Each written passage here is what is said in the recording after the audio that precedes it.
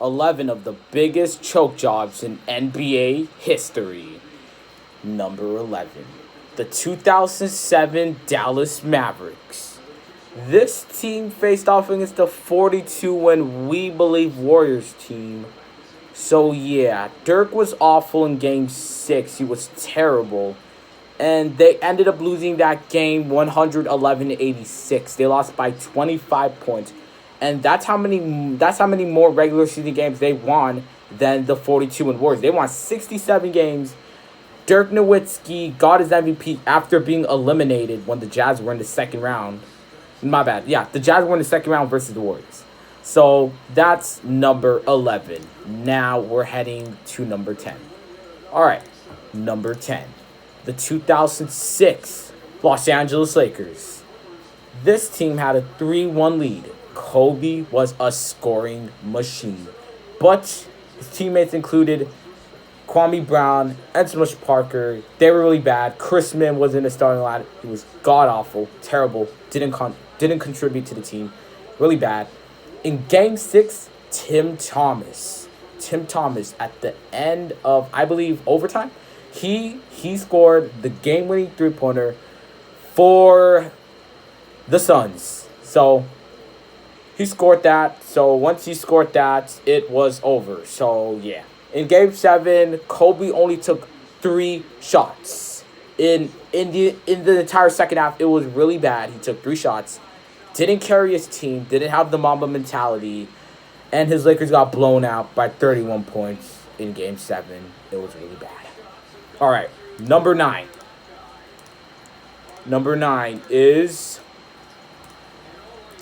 the 1979 San Antonio Spurs.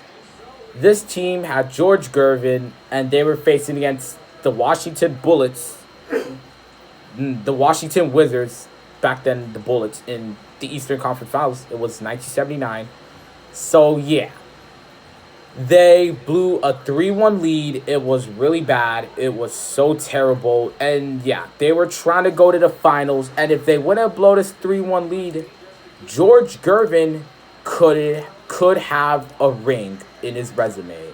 Instead, he joined the Michael Jordan-led Chicago Bulls well after his prime, and he joined them well before the MJ dynasty took off. So, yeah, that was really bad. All right, moving on. All right, number 7, 2006. Oh, wait, no, my bad. Number 8, the 2006 Dallas Mavericks. They had a 2-0 lead in the finals. Dirk Nowitzki was on top of the world. They got cocky, started celebrating after Game 2. Game 3, they led by 13 points with 6 minutes remaining. Heat made an improbable comeback. Dwayne Wade led the way. He was phenomenal. Game 4, that was the game that Dirk absolutely choked in. He had, I believe, 8 points on 2 for 14 shooting from the field. He did not show up, failed to show up, was ineffective. And yeah, his teammates didn't show up either. And yeah, that was also down the stretch in the clutch when he missed that crucial first free throw. He missed it. He barely won by 1 point that game, I'm pretty sure. And yeah, Game 5, it was controversial. Probably the most controversial game of the series. Dirk got Wade got all the calls. It was insane. Dirk couldn't step up. Game 6, Wade got even more calls. In Game 5, Dirk got as many free throws as the Mavs team. So, choke job for the ages. But Dirk redeemed himself in 2011, winning the NBA championship, beating Dwayne Wade, LeBron James, and Chris Bosh in 6 games to win the first and the only very legendary title of his NBA career. All right, moving on. All right. Number 7, the 1968 Philadelphia 76ers. This team had Will Chamberlain. They were going up against an aging roster against the Boston Celtics. Bill Russell was really old. And they couldn't get the job done. So, yeah, they blew it. It got really ugly. A few days later, Shaq demanded a trade. Wilt demanded a trade. My bad. Wilt demanded a trade, and he got sent to the Lakers. It was a bad trade. It was a bad trade for the Sixers. Got nobody in return. Lakers, with Wilt, won the 1972 NBA championship. All right, coming in at number 6, the 1981 Philadelphia 76ers. This team right here.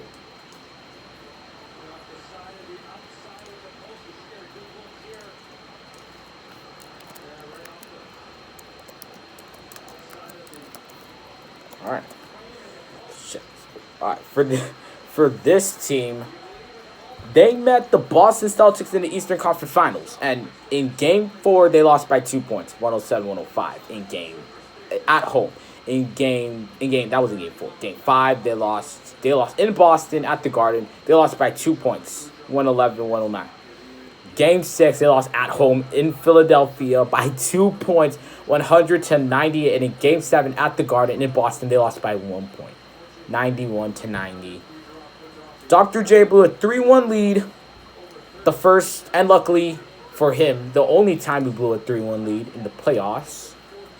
So yeah, that got ugly fast, but he did redeem himself, winning a title in 1983 when Moses Malone came to his team. Swept Showtime, the LA Lakers, to win the NBA championship.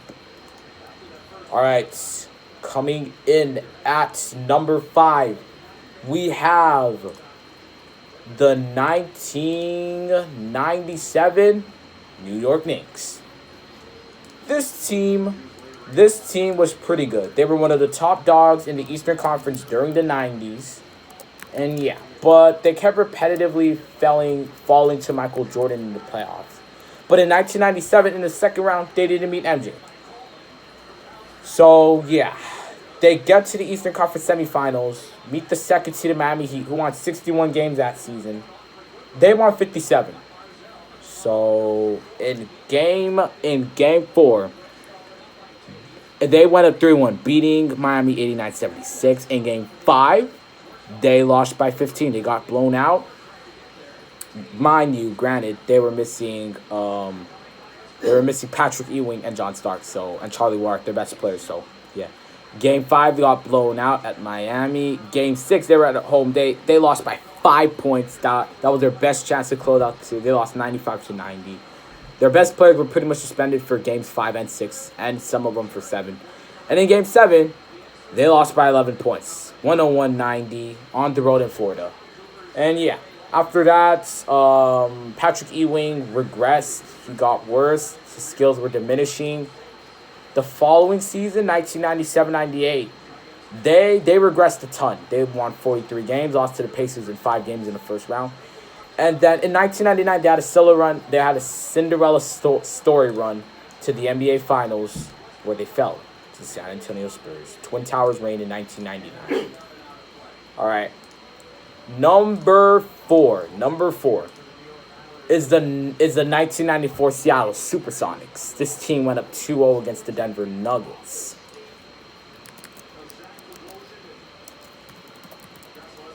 All right.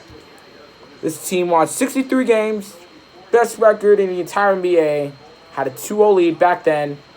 The first round was a best of 5. They lose 3 in a row. It was really ugly. In Game 5, they blew it. The Sonics, man, they lost their chance. All right, number 3, the 2015 Los Angeles Clippers. Man, I'm a Clippers fan. I have really bad memories about this series. And wait, there's another series coming up next, but you'll have to wait for it. Let's just begin with this one. In the 2014-15 season, the Los Angeles Clippers won 56 games.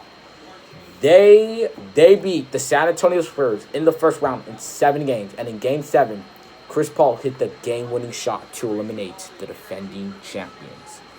The following round, second round, Western Conference semifinals against the Houston Rockets. They went up 3-1. And then what happened? They completely choked. Game 5, they lost. Game 6, that was the game. that night, mind you, they were at home heading into the fourth quarter. The team led 89-76. They were now just officially 12 minutes away from advancing to their first ever Western Conference Finals appearance. And what do? They let Josh Smith, yes, Josh Smith, that man who got that overpaid 4-year, $54 million contract from the Detroit Pistons in the 2013 offseason, and then they waived him after the season. Yeah, they let Josh Smith, of all people, on the Houston Rockets roster in 2014-15, they let him make a huge comeback. He brought up the barrage. He drilled a ton of three-pointers. And, yeah, they ended up losing that game. And that was really tough. In Game 7, that was their last-ditch effort to get to the conference finals. And they ended up losing by 13 points. They lost that game 113-100. And just like that, they choked, unraveled, and cost themselves at an NBA championship. Number 2, the 2016 Golden State Warriors. I don't really have to explain myself. Wait. But before we get to the finals, we have to look at the conference finals. You see, the Warriors were struggling. They went down 3-1. But then in Game 5, Russell Westbrook and Kevin Durant were playing terrible. So they won Game 5. Game 6, the Thunder had a chance. But in the second half, Game 6, Clay happened. He drilled a barrage of three-pointers and had a career high that night. A playoff high, 11 three-pointers in that game. So, yeah. So they choked, they unraveled, and they had one last-ditch effort in Game 7. And they blew it. But they did lead that they did have a 7-point lead at halftime. But in the second half, Russell Westbrook and Kevin Durant played poorly, executed poorly down the stretch. And just like that in Game 7, on the road at Oracle, mind you. Oh, Game 6, they were at home. In Game 7, they lost by 8 points. 96-88 was the final score. And just like that, they were sent home. They were sent home in the conference finals, falling short of potentially punching a ticket back to the NBA Finals. But they robbed the Clippers in the 2019 offseason, and that leads us to number 1. The 2020 Los Angeles Clippers. Man, talk about a disappointing season. Talk about underachievement. This team will never get over the hump. I don't think so. This team was coming off of a six-game series defeat to the back-to-back defending champs last season in 2018-19. They lost in 6. In the offseason, they acquired 2-time NBA champion, Finals MVP, and Defensive Player of the Year. Kawhi Leonard agreed to join the Clippers. On that condition, the team traded for 6-time NBA All-Star Paul George from the Oklahoma City Thunder. The Clippers improved their record of 48 and 34 to 49 and 23. And man, Kawhi Leonard was named the first ever Kobe Bryant All-Star Game MVP. Paul George had his struggles, and then we get to the playoffs. In the first round, they struggle against the 7th-seeded Dallas Mavericks, who pushed them to 6 games in the first round. In that series, in game 4, they let Luka Doncic drill the game-winning shot to top the series with 2-2. But the Clippers did finish them off in the final 2 games. And then we finally arrive. We get to the second round, and they blow a 3-1 series lead. Doc Rivers is officially now the first coach ever in NBA history to blow a 3-1 lead in the NBA playoffs 3 times. After that, every other coach that has blown a 3-1 lead only has done it once, no more than once. It was an epic collapse. I was crying. I was watching the game live. I'm recording this as soon as the game's over. It was really sad. So they blew a 3-1 series lead. So now in hindsight, despite those trades taking place last summer, it's safe to say that it's over. The Clippers have got robbed. They got finessed from the Thunder. And Doc Rivers might get fired. He might get fired. Alright, that's going to do it, guys. Thanks so much for watching. I hope you enjoyed this video. And peace out.